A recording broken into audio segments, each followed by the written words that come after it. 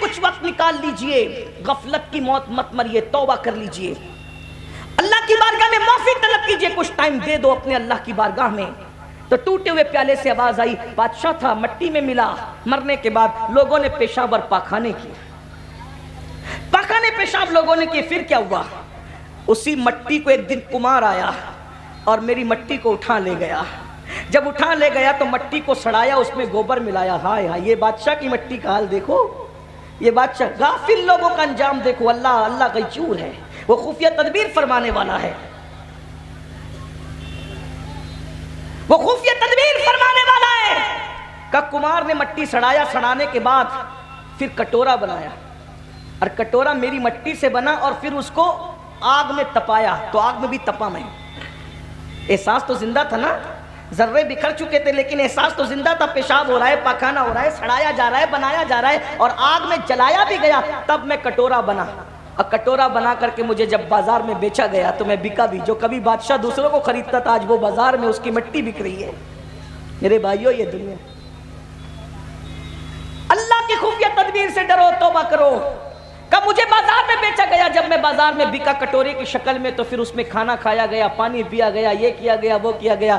پھر ایسا ہوا کہ کسی کی ٹھوکر مجھے لگی، اور میری کسی کی ٹھوکر نے مجھے ٹکڑے ٹکڑے کر دیا، اور آج مجھے یہاں لا کر کے پھینک دیا گیا۔ تم کو زمین پہ لڑتا ہوا دیکھ کر کے میں سوچ رہا ہوں کہ چلو میں فائدہ نہ اٹھا سکا نصیحتوں سے، تم کو نصیحت کر دوں، اس لیے سدھر جاؤ، سنور جاؤ، اس طرح دنیا سے محبت نہ کرو۔ تب دونوں بھائی کو سمجھ میں آیا، جب بادشاہوں کا یہ حال ہوا، مرنے کے بعد ہمارا کیا حال ہوگا۔ بس میں بھی اسی بات پر اپنی بات کو مکمل کر لیتا ہوں، ٹائم زیادہ ہو گیا۔ انشاءاللہ غوث پاک کے خطبات کے جو اقتباسات میں نے چھیڑے تھے پھر کبھی پڑھوں گا۔ اللہ تعالی ہم سب کو توفیق دے، اللہ ہمیں سنوار دے، ہماری زندگیوں میں انقلاب پیدا کر دے، اللہ ہمیں غفلت سے نکال دے، حسد سے نکال دے، تکبر سے نکال دے، گھمنڈ سے نکال دے۔ اللہ پاک نماز کے لیے ہمیں وقت نکالنے کی توفیق عطا۔ علماء کرام کریں 2-4 منٹ کچھ اور بات کر لیں۔ تو آئیے، میں نے جو کہا تھا وہ جو بات چل رہی تھی اسی سے کنیکٹ بات کر دو تھوڑی سی، کیونکہ علماء کرام کا حکم ہے، اس لیے اللہ اکبر۔ تو پہلی چیز جو آپ کے پاس جو حفاظت کا ذرا ہے وہ وضو ہے، اور دوسری چیز میرے آقا فرماتے ہیں نماز۔ اللہ کے رسول فرماتے ہیں کہ جو بندہ نماز پڑھتا ہے، اللہ تبارک و تعالیٰ اس کو اپنی حفاظت کی ذرا پہنا دیتا ہے، اور اس سے جو دشمنی کرتا ہے اس سے اللہ لڑتا ہے۔ دیکھیے تو صحیح، ذرا غور تو کیجئے کہ اس سے جو لڑتا ہے اس سے اللہ لڑتا ہے، اس سے اللہ انتقام لیتا ہے۔ اور حدیث پاک میں آیا کہ جو بندہ نماز پڑھتا ہے، جو بندہ نماز پڑھتا ہے، اس بندے کا حال یہ کہ اللہ اس کے ساتھ وعدہ فرماتا ہے کہ جو نماز پڑھے گا ہم اس کو بے حساب جنت میں داخل کریں گے، اس کو عذاب میں گرفتار نہیں کریں گے، اس کو عذاب میں مبتلا نہیں کریں گے۔ کیوں؟ اب بتاؤ، جب نماز پڑھنے والے کو اللہ اپنے عذاب میں گرفتار نہیں کرتا تو پھر اللہ اس کو دنیا کی مصیبتوں میں کیسے گرفتار کرے گا؟ اللہ کے بندو، آج ہر بندہ پریشان ہے، مالدار بھی پریشان، غریب بھی پریشان، خوبصورت بھی پریشان، کم خوبصورت بھی پریشان، اور سب لوگ آ کر کہتے ہیں حضرت دعا کریں۔ اچھی بات ہے، اللہ کے نیک بندوں سے دعا کرانا چاہیے، لیکن ایک بات کہتا ہوں، یہ جو پریشانیاں ہیں، یہ جو تکلیفیں ہیں، یہ جو بلائیں کیوں ہیں؟ قرآن کہتا ہے وَمَا أَصَابَكُم مِّن مُّصِيبَةٍ فَبِمَا كَسَبَتْ أَيْدِيكُم، کہ تم پر جو کچھ مصیبت آتی ہے وہ تمہارے گناہوں کی وجہ سے آتی ہے، وہ تمہارے ہاتھ کی کمائی کی وجہ سے آتی ہے۔ حضور غوث پاک رضی اللہ تعالیٰ فرماتے ہیں کہ آپ نے حسد اور تکبر کے بارے میں سنا، غوث پاک فرماتے ہیں اگر چاہتے ہو کہ تم کامیاب ہو جاؤ، بس یہ آخری پوائنٹ ہے، علماء نے حکم دیا تو میں یہ بات آخری پوائنٹ کے طور پہ رکھ رہا ہوں، خطبات تو آپ کے بہت سارے ہیں۔ غوث پاک فرماتے ہیں اگر کامیابی چاہتے ہو دنیا اور آخرت کی، میں بطور مفہوم پڑھ رہا ہوں، اپنی عبادت کا رنگ چاہتے ہو، دیکھو آج اپنی عبادت کا رنگ ہم پر نہیں ہے، ہمارے چہرے عبادت کے باوجود ویسے نہیں ہے جیسے عبادت گزاروں کے ہوتے ہیں، ہماری صحت ایسی نہیں ہے جیسے عبادت گزاروں کی ہوتی ہے۔ وجہ کیا ہے؟ اب غوث پاک اس کی وجہ بیان کرتے ہیں، فرماتے ہیں کہ اگر عبادت کا رنگ چاہتے ہو، عبادت کا فائدہ چاہتے ہو، دنیا میں کامیابی چاہتے ہو، تو حلال روزی کو لازم پکڑو، رزق حلال کھاؤ، حلال کے سوا کچھ مت کھاؤ۔ آپ بھائی اپنا لقمہ چیک کیجئے، آج کیا ہم حلال کھا رہے ہیں؟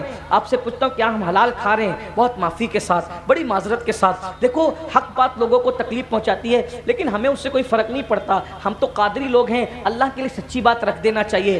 آج لوگ جو ہیں بڑی بڑی باتیں کرتے ہیں, ہر سال حج کو جا رہے ہیں, ہر سال عمرے کو جا رہے ہیں, نمازی بنے ہیں, مسجد کے متولی بنے, یہ بنے وہ بنے, لیکن لقمے کی پابندی نہیں ہے, حلال و حرام میں کوئی تمیز نہیں ہے. جو جی میں آ رہا ہے کھاتے جاؤ, پیٹ میں ڈالتے جاؤ. کچھ تو اتنے بے باک کہتے ہیں مولانا بسم اللہ پڑھ کے کھا لو سب حلال ہے. استغفر اللہ, انا للہ و انا الیہ راجعون. پھر کیا ہو رہا ہے کہ وہ لاٹری بھی کھیل رہے ہیں, وہ ڈیجیٹل طور پہ جوا بھی کھیل رہے ہیں. آج جوا ڈیجیٹل اتنا عام ہو گیا ہے, بڑے بڑے دیندار گھرانے کے لوگ, مالدار گھرانے کے لوگ, نوجوان چھوکرے راتوں رات کروڑ پتی بننے کا شوق ہے, راتوں رات جو ہے وہ مالدار بننے کا شوق ہے. ایزی منی کے چکر میں, شارٹ کٹ میں مالدار بننے کے چکر میں جوا کھیلا جا رہا ہے. یاد رکھنا نسلیں برباد ہوگی, نسلیں. اللہ کے بندو حرام کو کیا سمجھ رکھا ہے؟ حرام برباد ہونے کے لیے ہے, حرام تباہ ہونے کے لیے, بلکہ حرام کے اتنے دروازے کھلے ہیں. لوگ تو ٹور شروع کرتے ہیں, حاجیوں کے, عمرہ کرنے والوں کے پیسے لے کے بھاگ جاتے ہیں. سوچئے تو صحیح,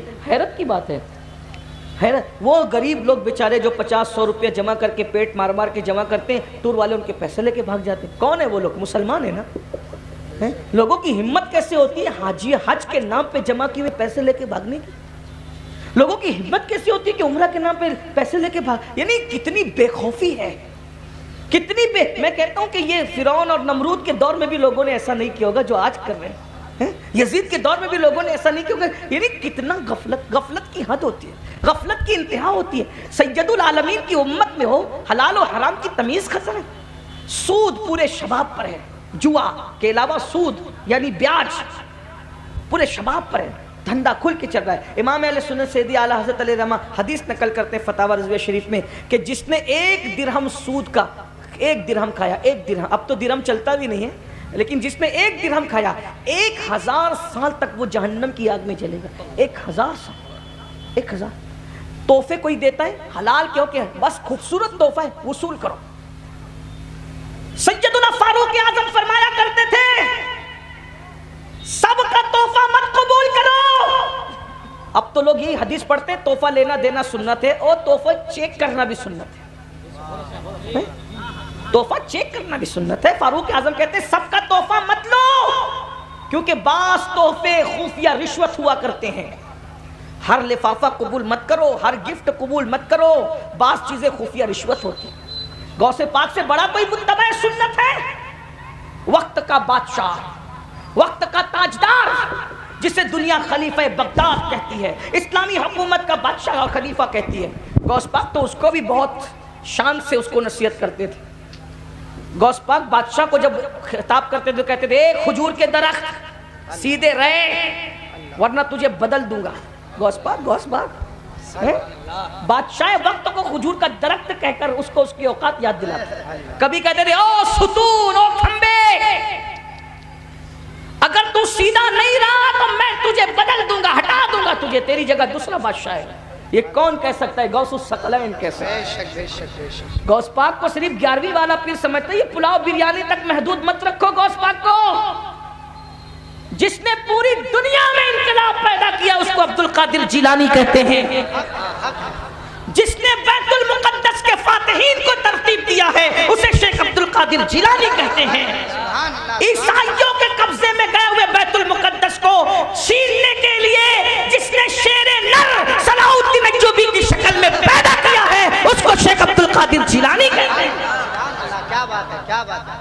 اور گھروں میں بیٹھ کر تسبیح لانا ابھی تصوف ہوا ہے, ورنہ جو اس دور کا تصوف تھا جسے پیور تصوف کہتے ہیں وہ یہ تھا کہ خانقاہ میں بیٹھ کر کے وہ ٹیم تیار کرے جو قوموں کی قیادت کرے. صلاح الدین ایوبی مرید ہے غوث اعظم کے, صلاح الدین ایوبی کا باپ مرید ہے غوث اعظم کے. بے شک بے شک. 10 سال کی عمر میں صلاح الدین ایوبی مرید ہوئے تھے غوث پاک کے. ان کے ابا لے گئے تھے, سرکار یہ میرا بیٹا اس کو مرید کر لو.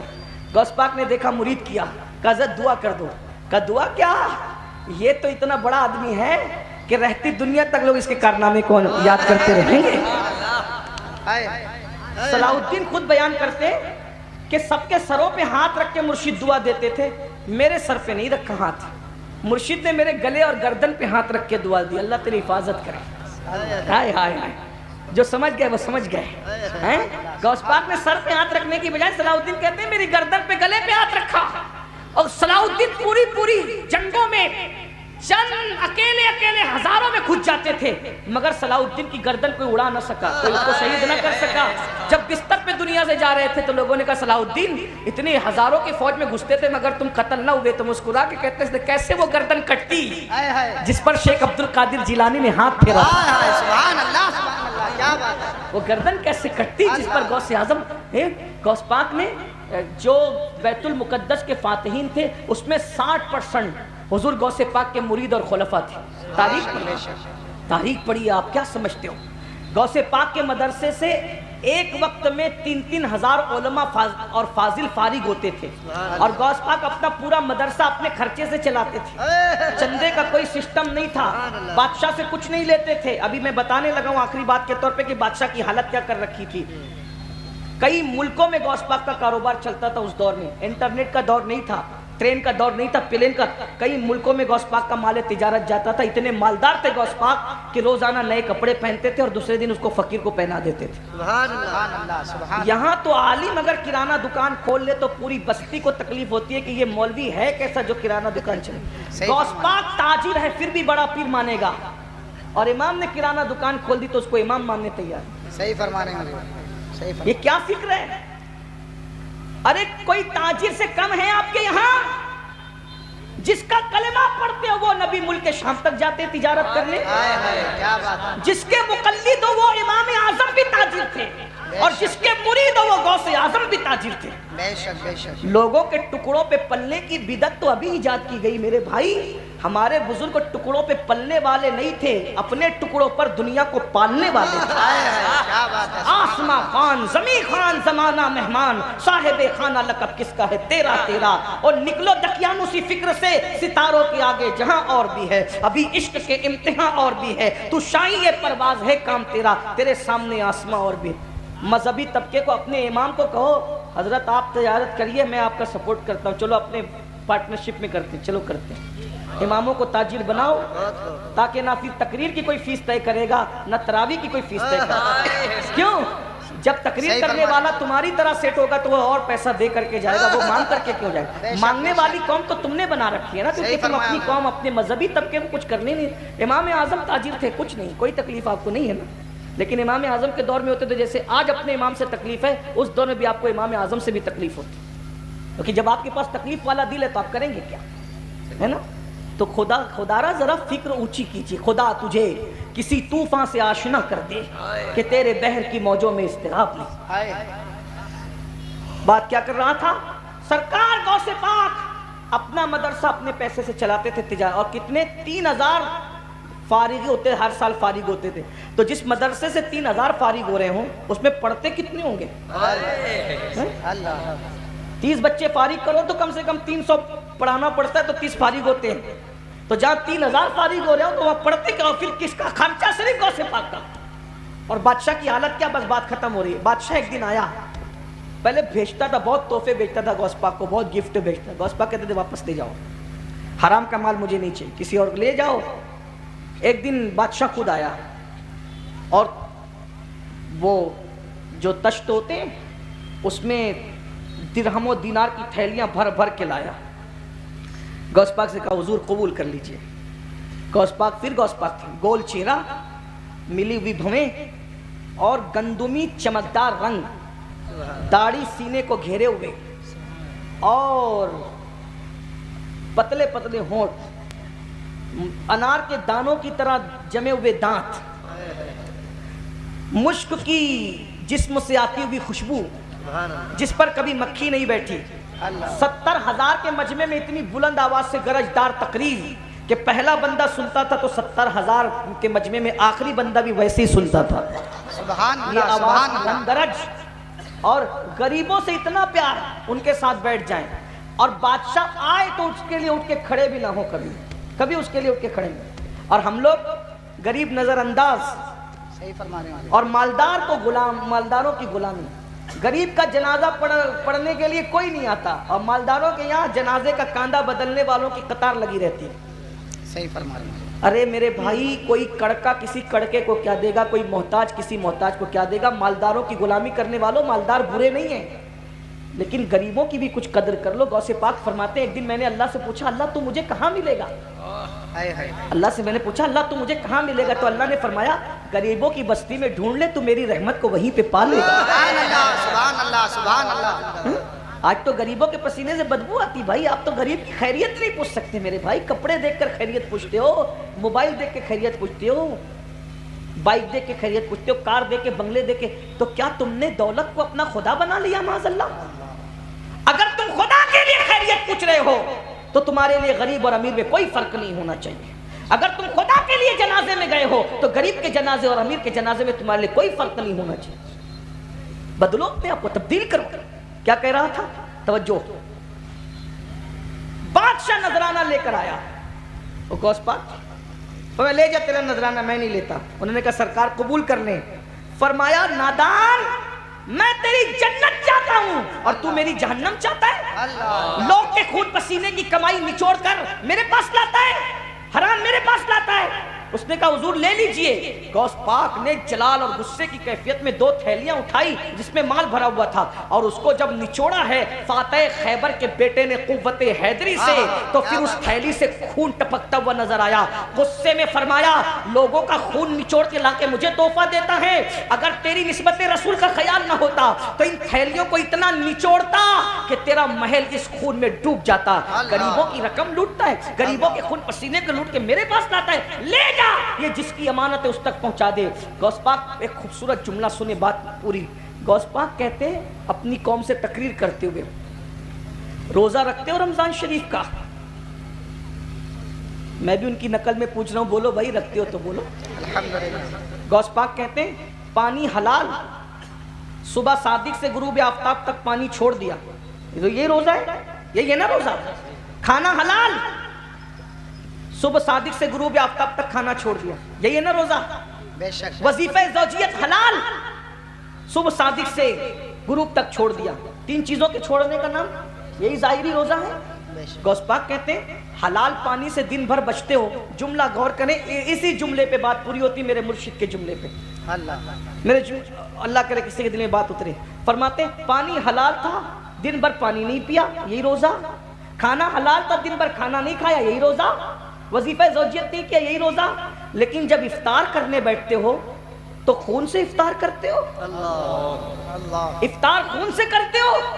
اب لوگ حیران، غوث پاک پھر غوث پاک کہا ہم خون سے کیسے افطار کرتے ہیں؟ کہا وہ جو کھجور منہ میں ڈالتے وہ کھجور نہیں، اگر کسی کا قرضہ لے کر کے ڈبا دیا تو یہ اس کا خون ہے نا، کسی کا مال ناحق چھین کر کے نہیں دیا یہ اس کا خون ہے نا، یتیموں کا مال ہڑپ کر لیا، بہن کا حصہ غصب کر لیا، بھائی کا حصہ غصب کر لیا، دیتا نہیں تو وہ کھجور نہیں ہے، وہ لوگوں کا خون ہے، خون، وہ حرام مال لوگوں کا خون ہے، خون۔ تو کہا پانی حلال تھا وہ چھوڑ دیا، کھانا حلال تھا وہ چھوڑ دیا، وظیفہ زوجیت حلال تھا وہ چھوڑ دیا، اور خون تو حرام تھا اس سے افطار کر رہا ہے۔ یہ جو دسترخوان سجے ہیں یہ حرام سے نہیں سجے، اگر یہ حرام سے سجے ہیں تو لوگوں کے خون سے سجے ہیں۔ جو قوم لوگوں کے خون سے افطار کرتی ہو اس قوم کے روزے کا کیا حال ہوگا؟ تو حرام کھانے والا صرف حرام نہیں کھاتا، لوگوں کا خون چوستا ہے۔ تو غوث پاک فرماتے اگر دنیا کی اور آخرت کی کامیابی چاہتے ہو حلال کو لازم پکڑو۔ غوث پاک کا ایک قول، کسی نے کہا غوث پاک مرشد آپ کو اتنی ترقی کیسے ملی، یہ مقام کیسے ملا، یہ مرتبہ کیسے ملا؟ میرے مرشد کہتے ہیں 2 چیزوں سے مجھے یہ مقام نصیب ہوا، نمبر 1 میں ہمیشہ سچ بولتا رہا، نمبر 2 میں ہمیشہ حلال کھاتا رہا، صدق مقال عقل حلال نے مجھے اس مقام پر پہنچا دیا۔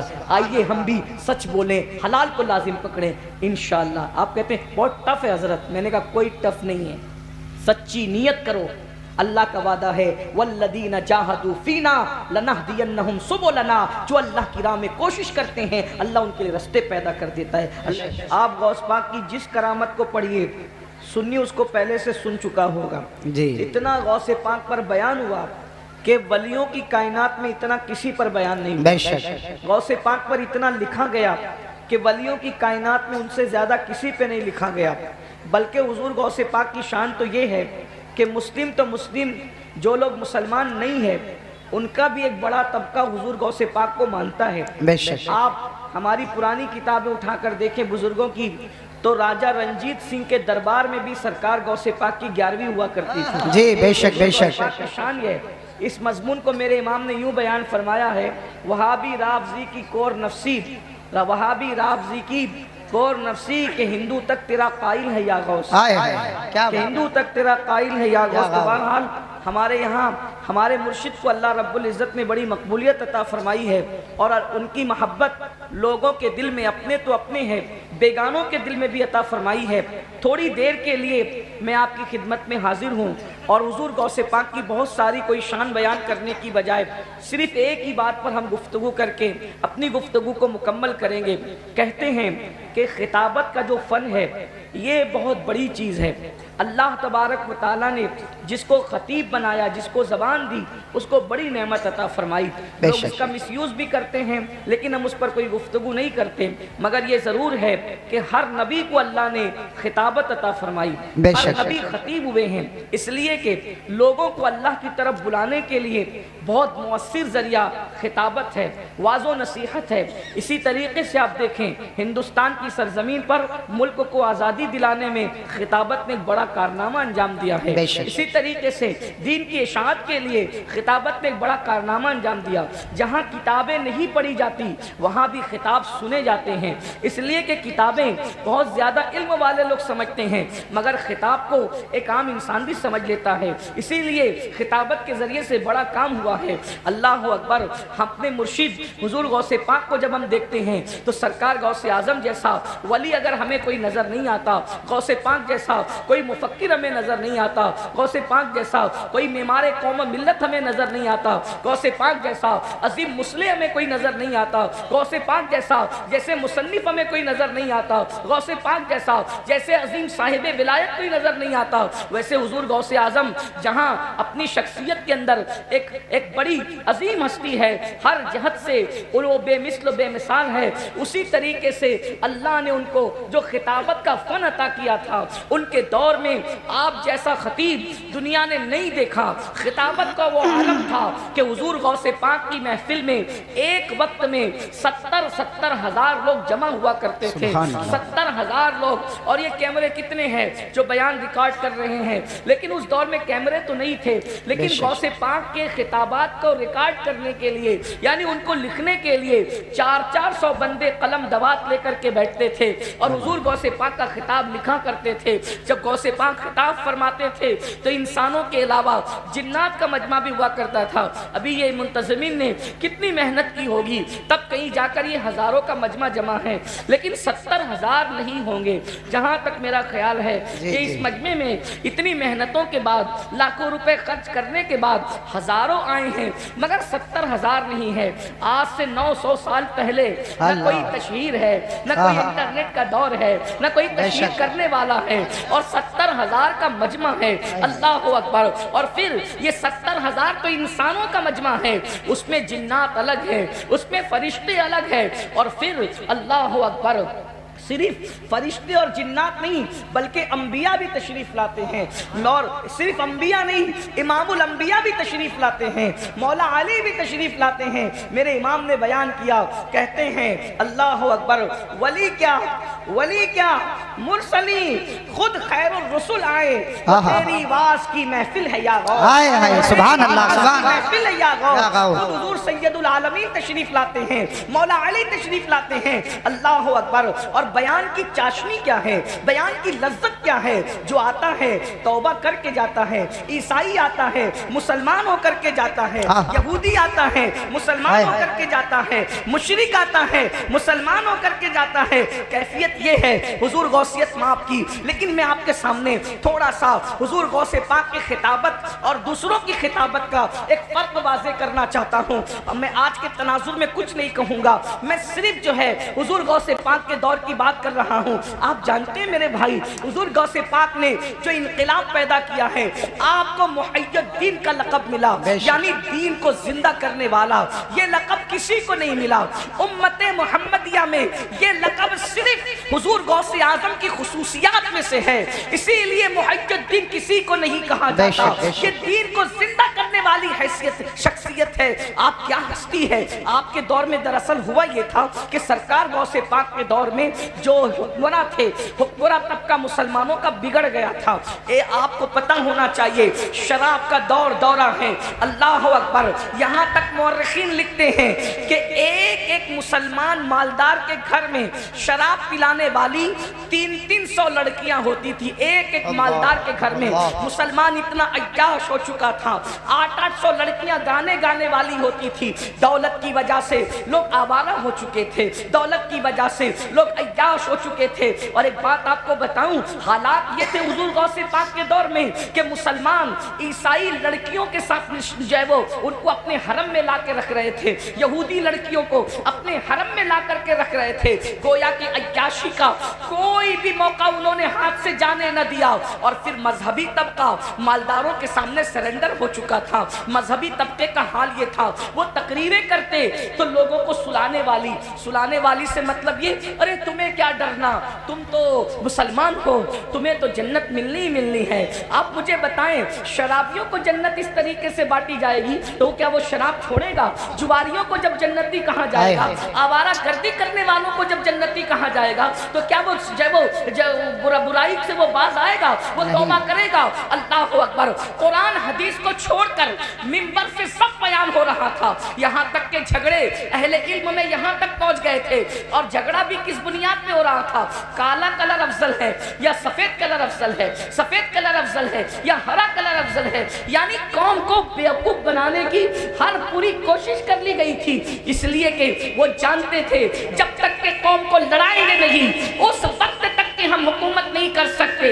अल्लाह अकबर। कौमों के नजराने पर पलना ये उस दौर के अहले इल्म की पहचान हो चुकी थी। अल्लाह अकबर। यहाँ तक कि इस्लाम जो है इस हालत में पहुँच गया, ऐसे लगता था जैसे इस्लाम माज़अल्लाह मिटने के करीब हो गया, इस्लाम मरने के करीब हो गया। लेकिन इस्लाम मिटने तो नहीं आया, इस्लाम मरने तो नहीं आया। अल्लाह अल्लाह। मेरे आका अलैहिस्सलातु व तस्लीम के प्यारे दीवानों, उस वक्त अल्लाह ने कुतुबुल अक़ताब हुजूर गौसे आज़म शेख अब्दुल कादिर जिलानी को पैदा फरमाया। इमाम हसन और इमाम हुसैन का वो शहजादा जो नजीबुत तरफ़ैन सैयद था, जिसके बारे में मेरे इमाम यूं बयान फरमाते हैं, तू हुसैनी हसनी क्यों ना मुहज्जिद्दीन हो, तू हुसैनी हसनी क्यों ना मुहज्जिद्दीन हो। ऐ खिज़र मजमे बहरैन है चश्मा तेरा, चश्मा तेरा। और शान क्या है शुक्र के जोश में जो है वो तुझे क्या जाने, शुक्र के जोश में जो है वो तुझे क्या जाने। खिज़र के होश से पूछे कोई रुतबा तेरा, वो रफ़ाना लका ज़िक्र का है साया तुझ पर, ज़िक्र ऊंचा है तेरा, बोल है बाला तेरा। सरकार गौसे आज़म बगदाद गए, बगदाद कैपिटल था, बगदाद राजधानी था। अल्लाह अल्लाह। जब गौसे पाक वहाँ पहुँचे, मदरसे में तालीम हासिल की और उसके बाद लोग अपनी अपनी महफिलें सजाए बैठते थे। एक दिन अल्लाह के रसूल तशरीफ लाए और उसके बाद कहा, बेटे अब्दुल कादिर तुम बयान नहीं करते? तो गौसे पाक ने फरमाया, या रसूल अल्लाह, ये सब अरबी लोग हैं, एक से एक बयान करने वाले, इनके दरमियान मैं क्या बयान करूंगा? सरकार गौस पाक से हुजूर ने फरमाया, तुम बयान करो।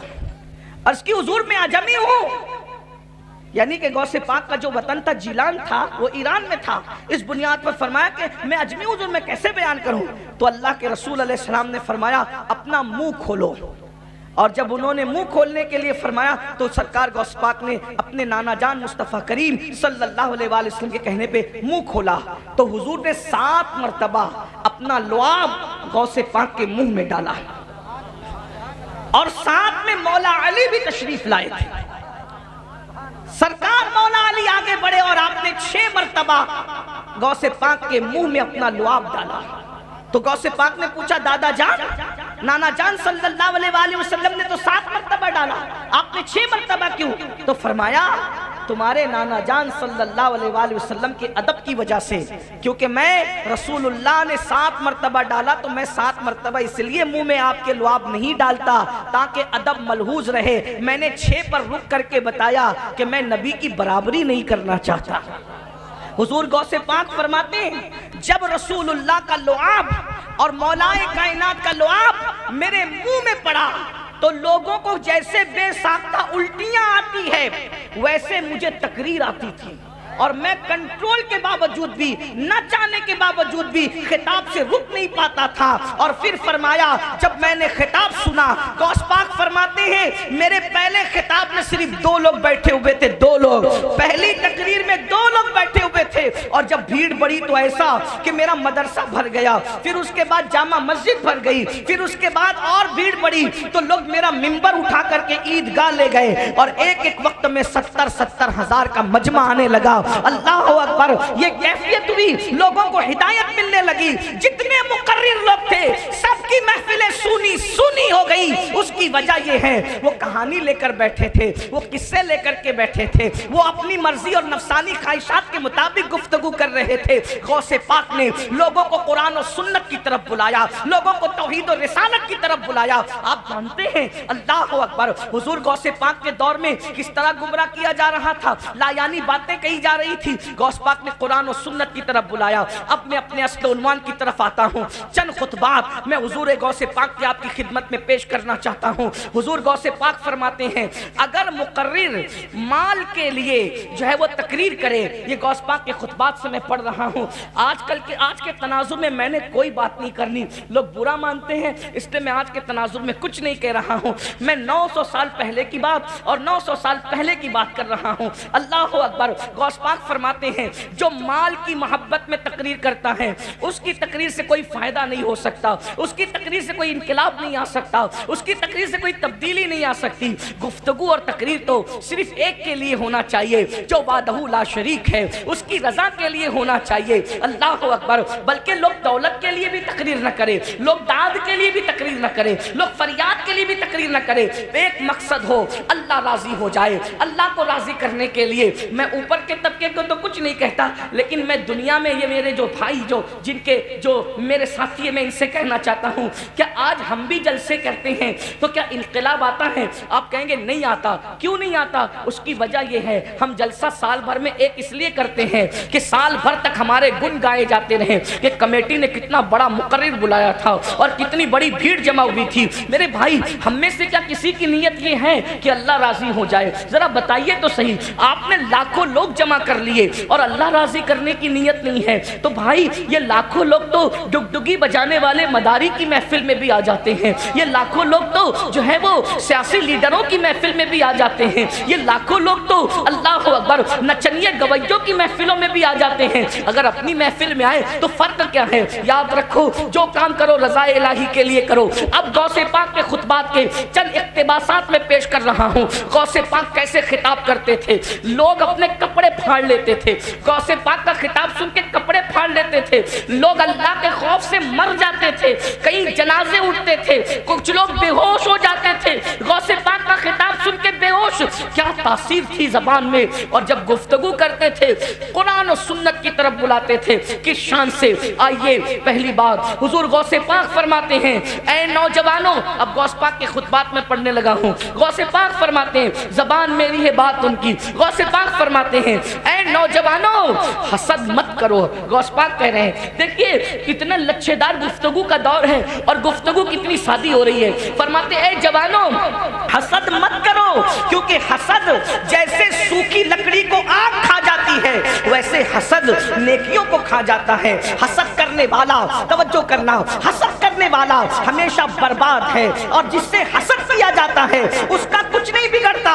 फरमाया शैतान का घर जिसने वीरान किया वो हसद ही तो था, जिसने शैतान को शैतान बनाया वो हसद ही तो था। लेकिन देखो तो सही, आदम से हसद था। और एक बात बताई, साजिश करने वाला अगरचे वक्ती तौर पे कामयाब हो जाए मगर हमेशा कामयाब नहीं होता। हजरत आदम अलैहिस्सलाम के खिलाफ शैतान ने साजिश की कि मैं जन्नत में नहीं रहूंगा तेरी वजह से, तो तुझे भी जन्नत में रहने नहीं दूंगा। और उस मासूम के साथ साजिश की, हजरत आदम को जन्नत से निकलवाया कि नहीं निकलवाया। मगर अल्लाह की शान देखो, शैतान हसद कर रहा था आदम अलैहिस्सलाम से, लेकिन आदम का क्या बिगाड़ा? आदम को जन्नत से निकाला। आदम निकले तो अकेले मियां बीवी थे, मगर जब जन्नत में जाएंगे तो करोड़ों औलाद के साथ जन्नत में जाएंगे। गौसे पाक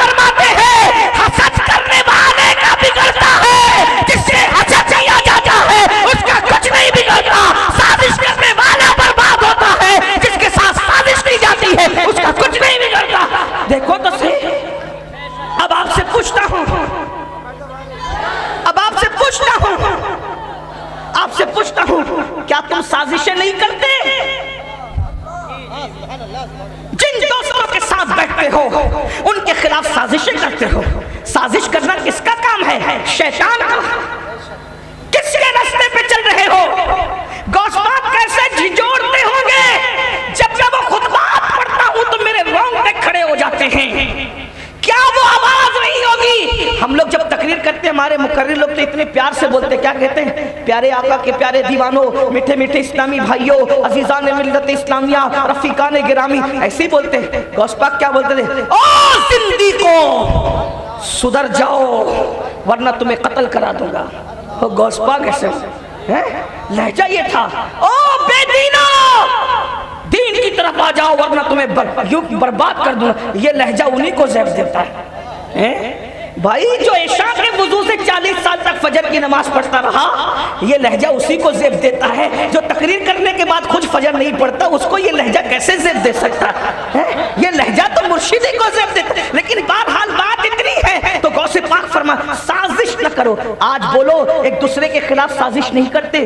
اپنے دوستوں جن کے ساتھ بیٹھتے ہو سازش کرتے ہو، اپنے بھائیوں کے خلاف سازش کرتے ہو. ایک کمیٹی کے 10 ممبر ہو تو 10 ایک دوسرے کے خلاف سازش کرتے ہو. سب ایسے نہیں ہے، لیکن ذرا غوث پاک کی فکر تو دیکھو، غوث پاک کے خطابات تو دیکھو. غوث پاک کہتے ہیں سازش نہ کرو، یہ شیطانی کام ہے. اور سازش کر کے بگڑا کیا آدم کا؟ کیا بگڑا؟ اکیلے آئے تھے سازش کی وجہ سے، لیکن کروڑوں اربوں خربوں اتنی اولاد جو پھیلی، آدم کا بگڑا کیا؟ پتا چلا سازش کر کے کوئی کسی کا بگاڑ نہیں سکتا، وہ اپنا ہی بگاڑتا ہے. نہ کرو سازش، مومن کا کام نہیں. بلکہ مومن کا کام کیا ہے؟ اللہ کے رسول فرماتے ہیں الدین النصیحہ، دین بھلا چاہنے کا نام ہے. دین بھلا چاہنے کا نام ہے. سازش کرنا مومن کی شان نہیں، بھلا چاہنا مومن کی شان ہے. آپ کہیں گے میں تو سب کا بھلا چاہتا ہوں، کوئی میرا بھلا نہیں چاہتا. میں نے کہا یہ تو اور بھلے کی بات ہے. کیوں؟ جب تم سب کا بھلا چاہتے ہو تو قدرت تمہارا بھلا چاہتی ہے. اب کوئی آپ کا بھلا چاہے نہ چاہے، قدرت جس کا بھلا چاہے اس کا بگاڑ کیا کون سکتا ہے؟ اس لیے میرے بھائیوں سازش سے نکلو. یہ غوث پاک کے خطبات کا حصہ ہے جو میں پیش کر رہا ہوں. حسد سے نکلو.